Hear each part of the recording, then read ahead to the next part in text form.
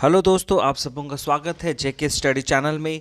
तो आप सभी को कैसे हैं? आशा करते हैं आप लोग अपने अपने घरों में सुरक्षित होंगे और अपना ध्यान दे रहे होंगे।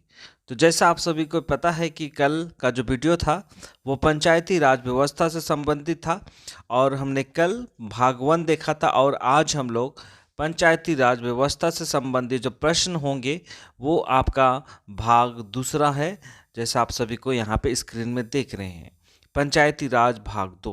तो आज हम लोग फिर से पंचायत राज व्यवस्था से संबंधित बहुत सारी ऐसी बातों को जानेंगे जो शायद आप लोग पहले नहीं जानते थे होंगे। तो उसी से संबंधित है आज का ये भी वीडियो। और हम लोग पंचायती राज पंचायत के अंतर्गत जितने भी डीप क्वेश्चन हैं जो कि आपके परीक्षाओं के लिए काफ़ी मददगार साबित होगा, वैसे वैसे प्रश्नों को भी आज हम लोग देखने वाले हैं। तो आप लोग ज़रूर से ज़रूर इस वीडियो को पूरा देखिएगा, क्योंकि इसके माध्यम से आप लोग पंचायत राज के बारे में आप अच्छी रीति से पूरी जानकारी यहाँ पे पा सकते हैं और आपको कहीं और जाने की आवश्यकता नहीं है। और आप लोग जो 2 वीडियो हमने बनाया है पंचायती राज से संबंधित, एक कल का वीडियो था जिसका मैं अगर आपने वीडियो नहीं देखा है तो मैं डिस्क्रिप्शन बॉक्स में भाग 1 का वीडियो डाल दूंगा।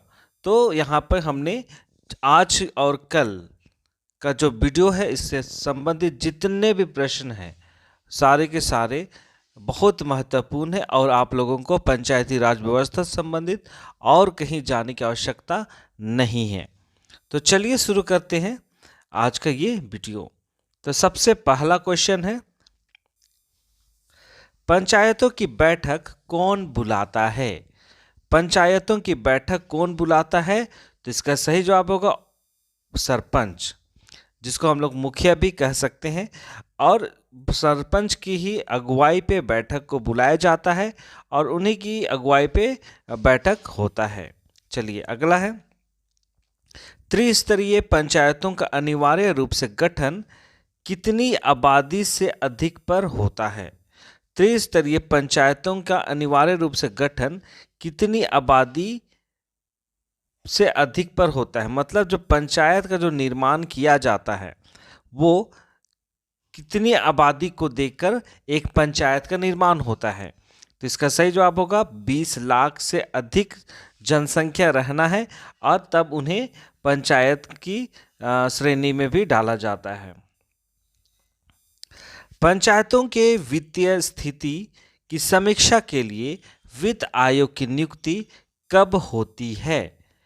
पंचायतों के वित्तीय स्थिति की समीक्षा के लिए, ठीक है, जो पंचायती स्तर पे जो आय व्यय का ब्यौरा होता है, इनकम एक्सपेंडिचर, तो ये सारी की सारी जो वित्तीय स्थिति होती है उसकी समीक्षा के लिए वित्त आयोग की नियुक्ति कब होती है? तो इसका सही जवाब होगा प्रत्येक 5 वर्षों के बाद इसकी वित्तीय जानकारी के लिए वित्तीय स्थिति की समीक्षा की जाती है। अशोक मेहता समिति 1977 द्वारा सुझाए गए 2 स्तर कौन से हैं?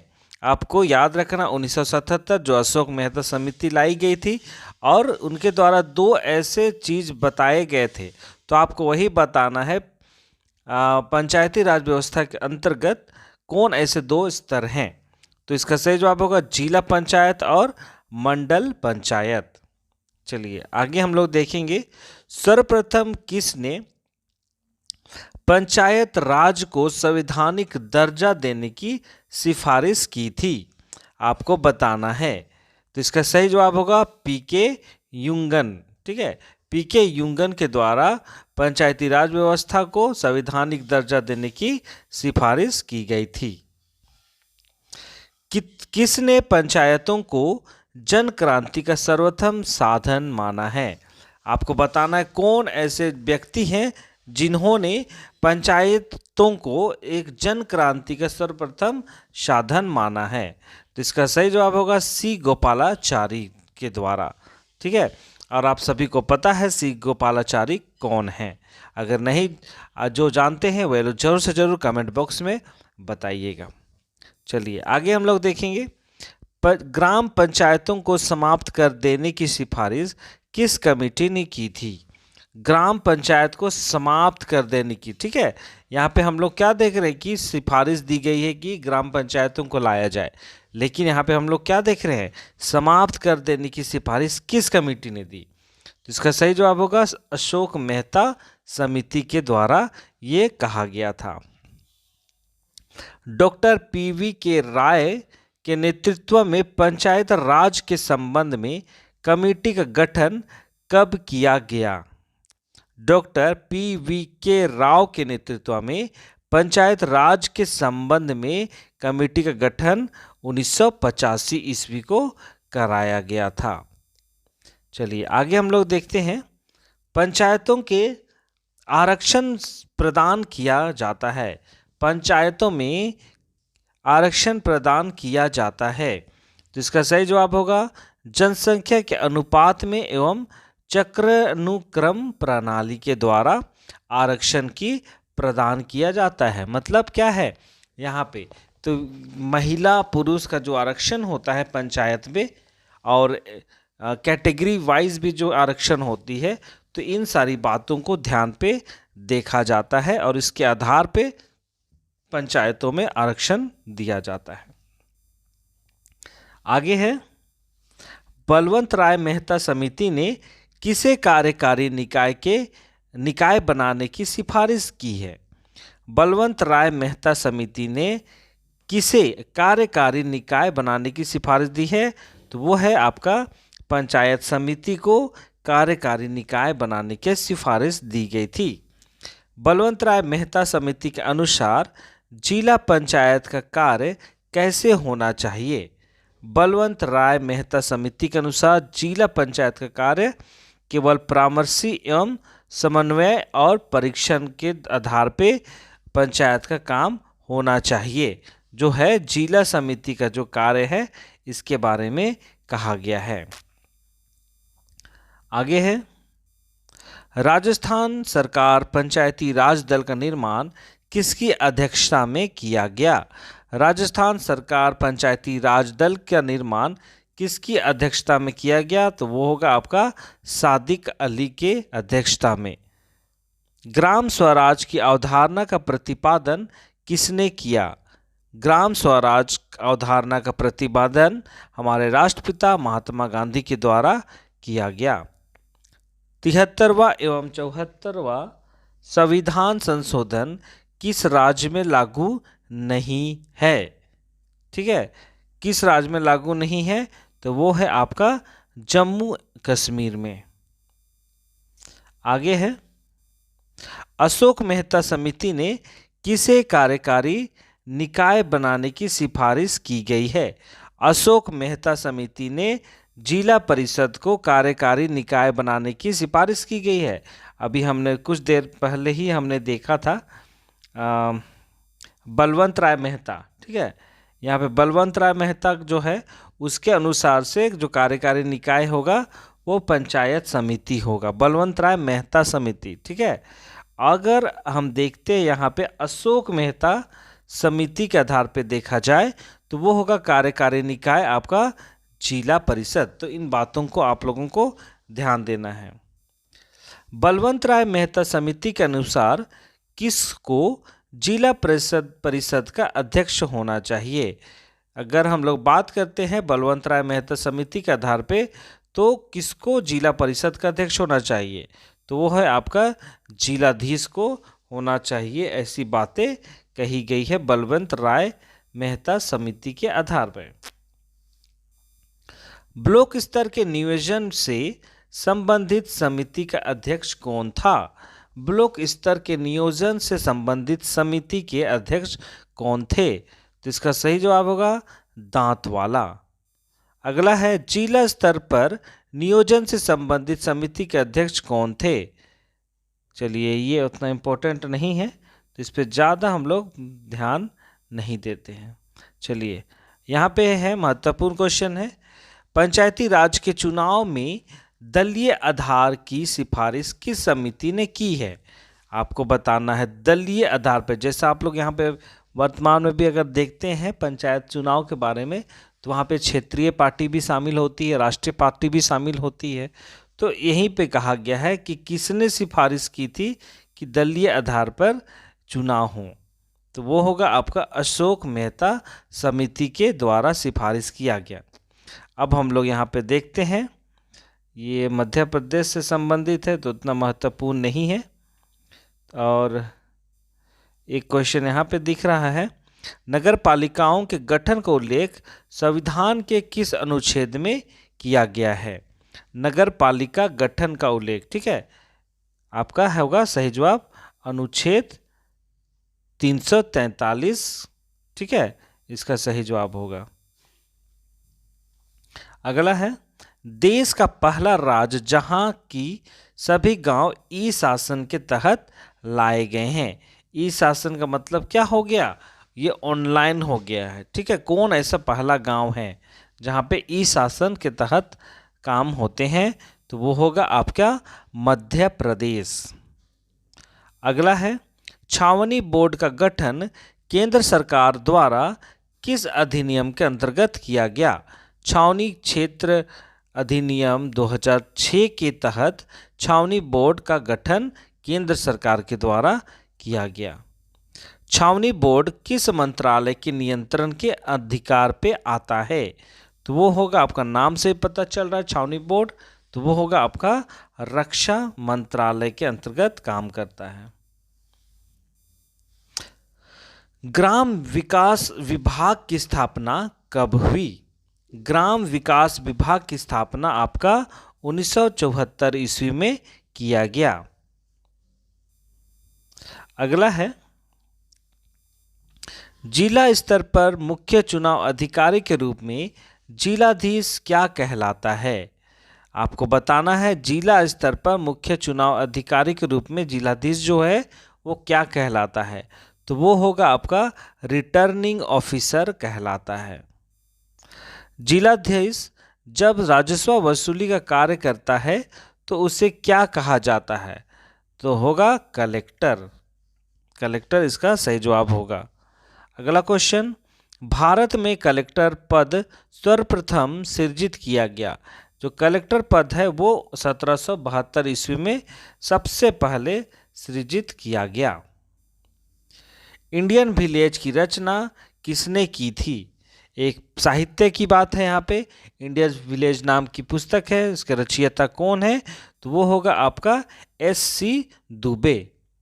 तो विलेज इंडिया, अभी हम लोग विलेज इंडियन विलेज देखे, अब हम लोग देखेंगे विलेज इंडिया की रचना किसने किया? तो वो होगा आपका मैकम मेरियट ने। अगला है, न्यूनतम कितनी आबादी पर एक जनपद पंचायत बनाया जा सकता है?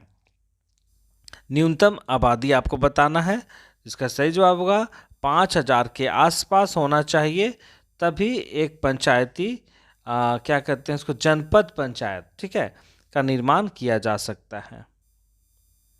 चलिए आगे हम लोग देखते हैं, न्यूनतम कितनी आबादी पर एक ग्राम पंचायत बनाया जा सकता है? न्यूनतम आबादी कितना होना चाहिए तब हम लोग एक ग्राम पंचायत का निर्माण किया जा सकता है? तो वो होगा आपका 1000 आबादी होनी चाहिए। ग्राम पंचायत में स्थायी समिति के सचिव कौन कहलाता है? ग्राम पंचायत में स्थायी सचिव का जो समिति होता है, स्थायी समिति का, उसमें सचिव का जो निर्माण होता है वो कौन होता है? तो वो होता है आपका ग्राम पंचायत का जो सचिव होता है वही इसका भी सचिव कहलाता है, स्थायी समिति का। आपने वेब सीरीज देखा ही होगा पंचायत, तो इसके अंतर्गत में जो सचिव रहते हैं, जो आप लोग मीटिंग में भी वहाँ वीडियो में भी वेब सीरीज में भी देखे ही होंगे कि सचिव के माध्यम से हर एक मीटिंग का, हर एक सभा का अध्यक्षता कराया जाता है। तो इसी आधार पर जो स्थायी समिति का निर्माण किया जाता है तो उसके जो सचिव होते हैं वो ग्राम पंचायत के सचिव को ही बनाया जाता है। चलिए आगे है, नवीन पंचायत राज अधिनियम के अंतर्गत प्रथम राज्य वित्त आयोग का गठन कब हुआ? प्रथम राज्य वित्त आयोग का गठन कब हुआ? तो वो हो गया आपका 1994 ईस्वी को प्रथम राज्य वित्त आयोग का गठन किया गया। चलिए आगे है, जनपद पंचायत का अध्यक्ष अपना त्याग पत्र किसे दे सकता है? अगर कोई अध्यक्ष, जनपद अध्यक्ष जो है वो अगर त्याग पत्र देना चाहता है तो अतिरिक्त जो कलेक्टर होंगे उनको देकर के वो त्याग पत्र दे सकता है। चलिए आगे हम लोग देखते हैं, पंचायतों को कर लगाने का अधिकार कौन देता है? पंचायतों को कर लगाने का, टैक्स लगाने का जो अधिकार है वो राज्य विधानमंडल के द्वारा उन्हें अधिकार दिया जाता है। जिला पंचायत के अध्यक्ष का चुनाव कैसे होता है? जिला पंचायत के अध्यक्ष का चुनाव जो होता है वो अप्रत्यक्ष रूप से किया जाता है। जनपद पंचायत का जो क्षेत्र है वो कौन सा है? मतलब इसके अंतर्गत जनपद पंचायत जो है वो किस तरह के कामों को ध्यान देती है? तो वो होगा आपका विकास खंड। ठीक है। वर्तमान समय में पंचायती राज किस मंत्रालय के अधीन आता है? पंचायती राज जो है वो ग्रामीण विकास मंत्रालय के अंतर्गत आता है। ये चीज़ तो हो चुका था लास्ट वीडियो में, तो फिर भी हम लोग छोड़ते हैं और आगे देखते हैं। स्थानीय स्वशासन का अर्थ क्या है? स्थानीय स्वशासन का अर्थ क्या है? तो वो है आपका लोकतांत्रिक स्थानीय प्रशासनिक इकाई।